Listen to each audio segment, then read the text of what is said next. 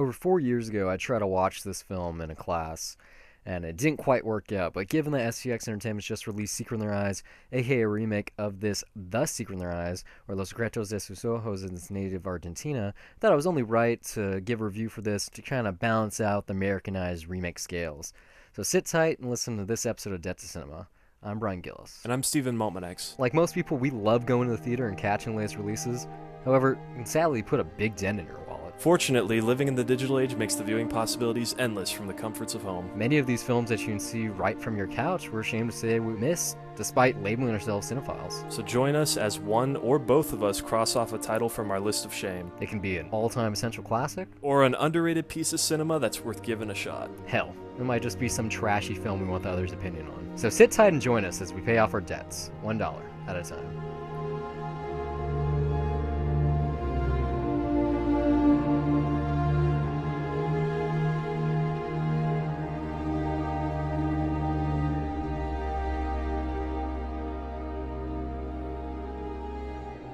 This is probably the film that I'm most excited about picking.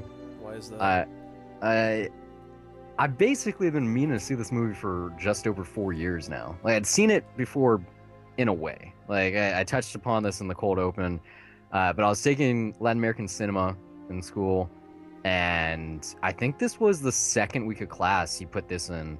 The way it worked, it was like we learned about certain Latin American countries' cinema history, and then we talked about some of like their acclaimed directors and artists, and mostly like the politics that went on in revolving around the movies they were making. You know, Argentina, they won in 1985 for The Official Story. That was the first Latin American country to win the Best Foreign Film at the Oscars. And then this, of course, won in 2009. And so I took this class in 2011. It's only like a year and a half after it won. I'd never heard of it. You know, people kind of skip over the foreign section of the Oscars anyway. And we watched almost the entire film. There was like 40 minutes left. He didn't show you the ending? No, he didn't show us the ending because the Oh, class didn't have time, and everyone in the class, seriously, like every single person was like, "Oh, oh, what?" Like we wow. we were so confused. We're like, we all unanimously said, "We're like, we'll stay." He's like, "Oh no, it's my personal DVD." We're like, "Dad, someone will keep it and we'll bring it next week. Just put it on." And like, it was the biggest cock block With ever. 40 minutes remaining, I'm guessing that's right after the football game. Yeah, it was like Oh my shortly after the God. football match. Yeah, Wow. so we just saw that like This one was of in the Sanchez, best. right? Yeah, did you take him too? I took his class. That's where I first saw it, actually. But we got to watch the whole movie. Well, maybe And he class was only like complained. 3.5 hours long. Yeah, So maybe our complaining pissed him or not pissed him off, but he's like, no, yeah, maybe we'll watch it. Because the worst part was that this wasn't on Netflix streaming, Amazon streaming didn't exist yet. I went to our school's library, they didn't have it. They didn't even have it on reserve. Uh, I tried Blockbuster, like no one had it. I even looked for a pirated copy. It didn't exist. This was nowhere on the internet. And I was beyond pissed. Like a close friend of mine, Sean Woods, I was talking to him about it. I was like, I can't believe we're not going to see this movie. He's like, yeah, I know. Like it was a heartbreaker. I was on Letterboxd right before we started recording. I was like looking at some of the films. I started not my Letterboxd, but I started like my film diary right around the time where I took his class in 2011. mhm. And there was like the year of summer vacation or like Mala de Mores Yeah. or Fresca and Chocolate. And I was like, how did Steve see these two? Because I know he watches as many movies as I do, but these are real bizarre Because I picks. took that class too. You know, I know that now. I Yeah. think if you look at my film diary, it's all within that same semester. So you'd actually seen this I before, did so in his class, and I'm kind of surprised to hear that you guys were excited about. Well, maybe not, because I do feel like the second half, that's where things really pick up. At first, it's not. I don't want to say it's boring, but I mean, I don't know about you. Stop me if you feel differently, but I wasn't that drawn in by the romance the first time. no, I think this movie is like riveting. Well, I mean, I just let me put it this way: the first time I did see it, I remembered the second half the best. Well, that's I've always because remembered that ending. that's when it gets exciting. Even rewatching it now, that ending still sticks with me, and I think that it's absolutely powerful. It's absolutely thought provoking.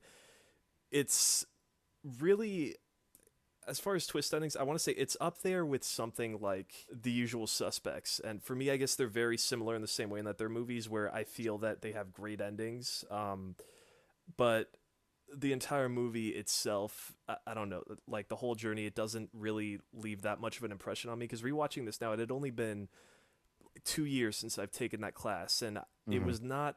I realized watching it how not fresh in my mind the first half was, up until that football scene, which Is Jesus amazing. Christ, it's still Like amazing. They were doing people, Shiva Lubeski before he did yeah, Birdman. Yeah. people talk. Well, fuck that. Before Birdman and Children of Men, like everyone loves talking about Children of Men and its many long shots, like the car sequence later on with the boat and stuff like that.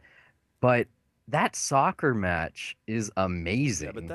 that whole thing is one take. There's clearly Yeah, digital work at play. yeah, That's why I'm well, bringing up the yeah, Birdman because they comparison. go Children of Men, from that's all the practical. overhead like blimp shot all the way into the stands, and then all the action that happens. It's like Birdman, it's technically marvelous because there's so much acting going on, Hmm. and people are leaving the building and coming back and all that kind of stuff. But this, it's just like one situation, one moment, and I mean, it's not the climax in the traditional sense of the word because it's not the end of the film. But like once that happens, like you're hooked. You just want like if if they we've talked about this before on the show, like American Snipers trailers or just the one scene, Hmm. if they showed that scene, everyone would buy a ticket. For Like this it was movie? like, yeah, if it was just like if it was the aerial shot and like you got the like announcer instead, it was like in a world where bad men get away. Dun, dun, dun, dun, dun, dun. Soccer match is our All key. right, but if that did actually happen, then you know what? Yeah, there would be a good way to market the movie, absolutely. But I'm pretty sure that if the audience bought that ticket expecting a movie that was that intense, they'd be bored within the first like hour and 15 minutes Well, because it does take a while for that well, football look, game to that happen. we can't really talk about that audience without bringing this up. This just got a remake Hmm. less than a week ago, I think. So that audience does exist. They wanted to see this movie. They didn't know it, but that's made nothing yet. And I haven't seen it. I don't plan Hmm. to. I know you're not. Um, like this isn't a spoiler or anything, but they take this great like workplace dynamic of this movie, which is about men and their lives, kinda, and they turn it into Julia Roberts. I can't picture her They made it being more of a like a personal vendetta yeah, within the personal yeah. vendetta instead of the justice system. But I can't picture Julia Roberts as a drunk fuck up. I'm pretty sure they cut that out. You know what? I hear that it's not that different. Because I did read one review, and there was one thing specifically that they made a good point. Because I hear the movie's not bad. It's just it is Mhm. an American version of this movie. It's from what I understand, it's like how But, like it's a so perfect weird. comparison is how Insomnia is the Americanized version of that, Nolan's Uh, Insomnia. Like you watched that original film. I don't know if you have. I don't think you have, but I've talked about it. Like yeah, the way just the ending of the original one, it is so fucked up. It just it you it do can't not be forget it. Americanized. You don't forget it. And then the Americanized version, it's done completely differently, and it's kind of a cop out from that ending. But of course, it has to end that way Yeah, because it's it's the America. American It's version. Hollywood. Although for this one, I heard it's about I read the synopsis right before we started recording. It sounds even darker because this, there's an open-ended nature to it. It just kind of like ellipsis, fade out, fade in, get a little epilogue. And that's nice. And then the credits and the music with I love the score in this movie. So it's like so beautiful. Um but yeah, it sounds like it's even darker. Like it sounded like just reading it, it kind of reminded me of that Prisoners movie, the way that ends. But you see, that's the thing about this movie.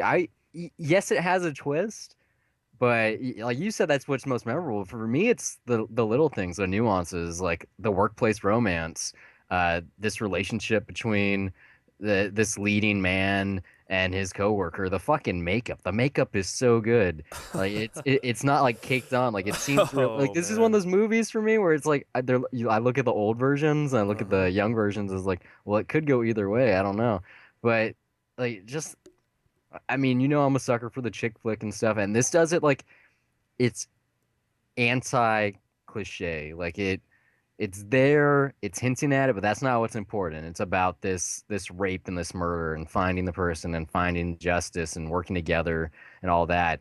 And then when that's all done, then yeah, sure, you can have your cake and eat it too. Well, see, that's where I completely disagree with you because I just didn't find the romance that interesting. It's just a really kind of lame will they won't they or can they can't they I don't know. I don't feel like it was developed enough for me to necessarily care. It was well acted, but I just didn't really feel anything for it, especially when it's set up with that train station sequence, and then you Hmm. see the actual sequence in the movie, and I honestly just felt Yeah, nothing. those opening credits are kind of weird, Yeah, I and mean, in the scope of the film, it makes sense because that's he wakes up and he writes that thing down, and then the film takes its course. It makes sense that it's a dream. It was mhm. like a nightmare, I guess you could say. But it's weird that like that's what motivates him and not the murder itself. It's also just going back to what you said about the score. Yeah, I absolutely do feel like it's a great score, especially just like those little notes. I guess it's the love Uh-huh. theme for the movie that's just played on the piano. Like for some reason, I don't know why, just those notes like they help me, I guess, get over how. Almost got like not Ennio Morricone, but his son from Cinema Paradiso. Like I got like a similar kind of vibe from it. Just like real simple, real like playful, but like beautiful at the same time. Yeah, but I wasn't that invested in those characters. Honestly, the most interesting about this movie to me is the character of the husband of the wife that got raped, Melendez, right? I'm Yeah, trying to. I don't want to that's not his butcher name. names. It's That's what I hate about foreign films. whatever I the keep butchering names, and I have to the sound husband. like an Yeah, I American to be gotcha. like, oh, that guy, and well, whatever. Really, to me, the most interesting character in the movie. I was Yeah. way more invested in him and how kind of his obsession of just finding this murder is both very very touching and also just kind of disturbing because I really want this guy to be okay in the end and to find justice, but also I'm kind of worried about him personally at that point. And when you get to that ending, it's both horrifying and just very sad and tragic, like at the same time. There's Like so many I mixed feel emotions that come up. you almost feel good about it. Like it is. It's basically acceptable because I mean you took the class with Hmm. Sanchez, like and they barely mention this film about like the new Argentina, and so like if you're watching this there, then the political landscape changing like that has a lot to do with this story, and that's why the suspect is released. Like that's part of the way their Yeah, government was working since they got rid of their dictatorship, so everything was changing. But for us, like I like that kind of gives credence to it getting Americanized remake.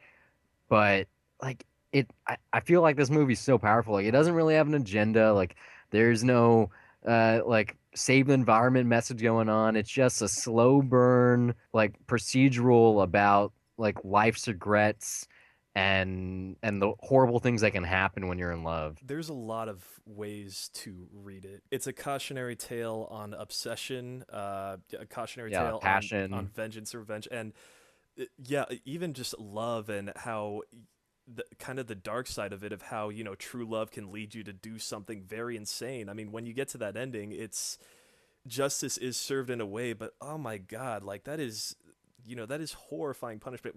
We're free to spoil it, I guess, in this case. So if you really don't want to hear it, then tune it out for the next 30 seconds. But yeah, I'm gonna go on a bold statement here and say that for what that guy did, it seems in a way like that is harsh punishment, doesn't it? I mean, because No, no, like I'm not about to. but I don't know. It's just I thought about it. It's like what he did is absolutely horrible. To brutally beat yeah. and rape a woman to death. But the thing is, like, you think about it, the punishment that he could have gotten. Yeah, he could have gotten like just an easy death sentence, an injection, or in some other scenario, he could have been beaten to death. He could have been killed or cut or tortured. But to be locked away for years, like with no one to talk to, and the only face that you see doesn't even speak to you, like just that one line where he says, "Please just tell him to Tell him to talk to talk me." to me. I was just like, "Oh my god, like that is psychological torture for a quarter of your life." And it's just that is so fucked up. Like that seems like I mean, even I, compared to all like the physical horrific like things that could happen, it's like wow, just that seems like the worst punishment that you could ever receive. And no, in my mind, it's I weird because was justice is served. It's I mean I don't know, like I'm not gonna about to rank things, but it's like wow, that is absolutely horrifying to this imagine. is the kind of horrible person I am. Like, if it was like, I don't know if I would actually do this, but if I had written this in the end instead of having that not torture, but the imprisonment, Hmm. I would just like instead of telling the story about the train and like bullets, I've been like, yeah, I raped him, and he'd be like, what? And he's like, yeah, yeah, I tied him down, I raped him, and then I butchered him to death. Like that would have been justice, That's why you're not writing this movie. sure, but like it would have totally changed the film. Oh, it totally would have, but then you would not have sympathized with the guy at all. Like Are you supposed to feel it's sympathy? weird. Like it's one of No, no, those no, no, things no, where not he not does. the no. I mean the husband. Like you would not Yeah, have that's what I'm saying. sympathized Like, with that are guy you for doing that. supposed to sympathize with him? Like I feel like it's weird like because I feel like I still can. I don't know. It's a lot of mixed emotions, but like it's such a it's such a scary situation to imagine to have your captor basically just look at you for like 25 years and not say anything. And you have no contact with anyone else. I mean, I don't know, just for some reason the long term of that punishment seems almost worse than anything that someone could do in Saw or Hostel. I mean, just when you think about it, because it's like, okay, at least they're momentary instantaneous in and comparison. finite. It's Yeah. all horrible, but to have your psyche damaged that bad to make someone think that long and be in solitary for that long, and they have the chance to get like have human contact and it's being deprived from them to their face, like that is, I mean, just you would go mad. Like that is scary. But I don't know. I'm not about to torture compare different methods of punishment. They're all terrible. But I mean, I don't know. this is equally just makes an impression. Probably because it's not. It is psychological. It's not about revenge in a violent way. It's just watching this guy like slowly just rot. It's fucking horrifying. If you've been tuning out, there's the spoilers. You can come back now. I think the power of this movie, though, is that the final, like you said, like yeah, it has a twist ending and all that, but I don't think that's what makes this movie special. I think that it, like okay, like The Sixth Sense Hmm. or well, any M. Night movie for that matter, or fuck the others. Like there's so many movies out there. It's like oh my god, the twist, guys, the twist. Like it's worth watching because the twist. This isn't that movie. No, I like think the twist gives this more gravitas. Like it makes it more interesting. Like it gives you like a nice conclusion. Well, not a nice one, but it lets you feel like the story's over. Like you can move on. But there's so much storytelling going on and so many plot lines that have already been happening or are about to conclude that it's just like another layer, like another thing that's going yeah, no, on. I mean, I hesitate to call it a twist ending. A more accurate term, I guess, for me would be a mind fuck, and it is a mind fuck in the truest sense of the word because that happens, and it's not necessarily.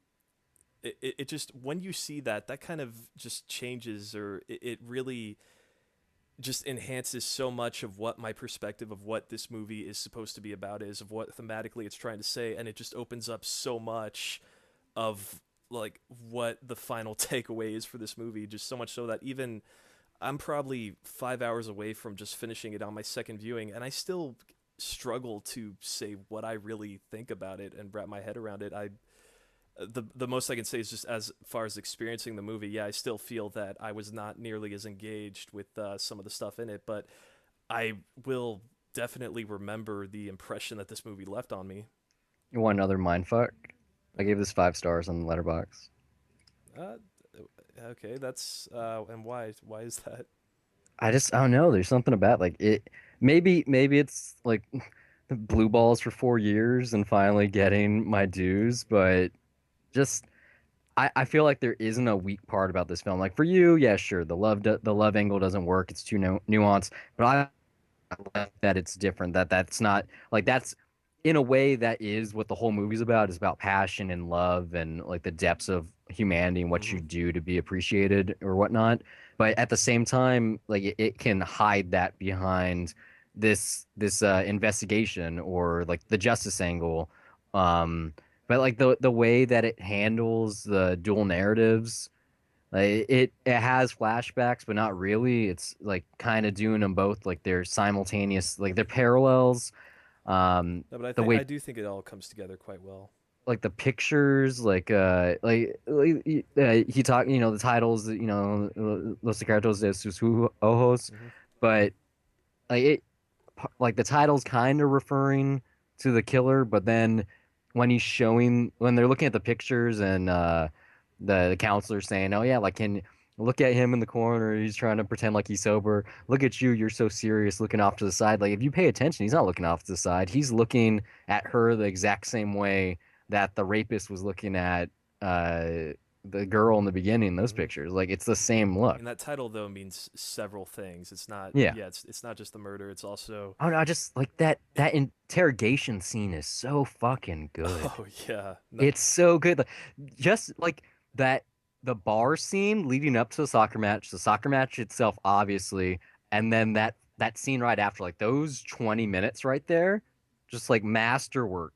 So fucking good. Like some of the best filmmaking I've ever seen. And I'd seen that chunk before, and like even again, it was just as great, just as compelling. Like fuck buying this for $1. I'd buy this for 5. I So mean, great. I don't know. I gave it I don't know if you saw already. I gave Yeah, it you three and gave a it three and a half. half. So I Yeah. guess this is kind of a reverse Kingdom of Heaven for us. Not really. I mean, 3.5 and 5 is not that big of a jump. No, no, but I mean, as far as the ratings that we each gave a movie, like Is that what I gave it? I think you gave it three and a half. Maybe. Yeah, I think I might have. I think I gave it 3, then raised it. Yeah, yeah. yeah, no, but I mean, you know what, I gotta just talk about one thing. You said that the makeup for this was incredible. Not the hair stuff towards the Okay, ends. well, I think for the two leads, Yeah. yeah, it's great, especially it has to be because you got to cut back and forth. Mm-hmm. So much so that I was Super. Like, wondering, like, did they hire different actors at one point? But then exactly right. Like when it's you so get to that believable. house, though, Yeah. Well, yeah. and When you once see, you see yeah, balding people, yeah, then it gets a little weird. yeah, I think it was probably worse But than like Back to the Future there. But almost. Well, Back to the Future 2 anyway. But like, yeah.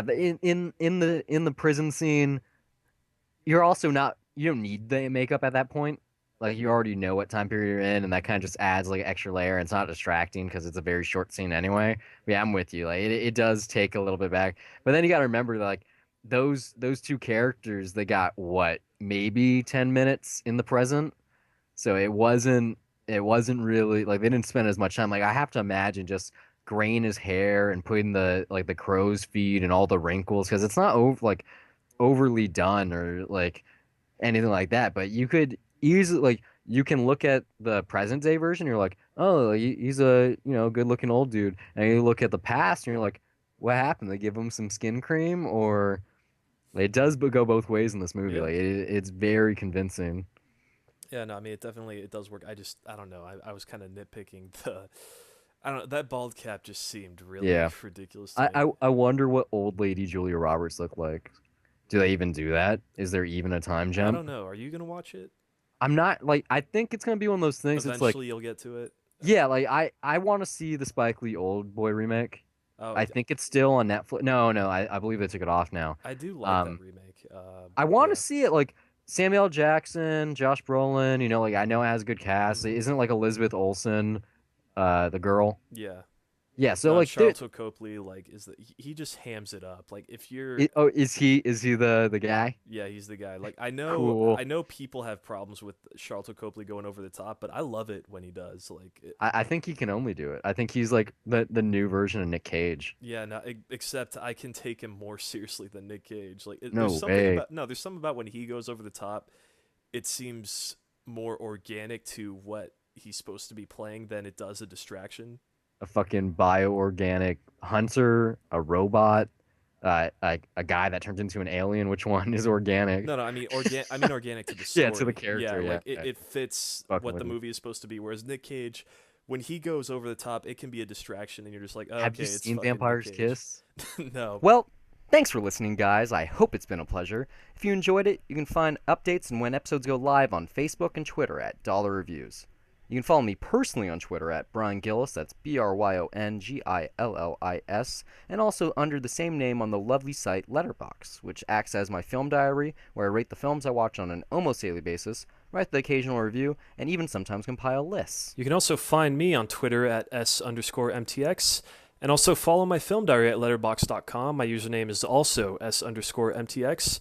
There, I log everything I watch and sometimes write brief reviews. If you'd like to contribute some talking points, maybe send us a film or two that you'd like for us to review, or just some feedback of any sort, you can do so by sending us an email to dollar.review@gmail.com. And if you want to hear more of us, you can find our entire archive at dollarreviewspodcast.wordpress.com. We're also on iTunes, where you can download episodes and listen to us anywhere, and you can also hear us on SoundCloud and TuneIn Radio just by searching Dollar Reviews. Until next time, keep the change.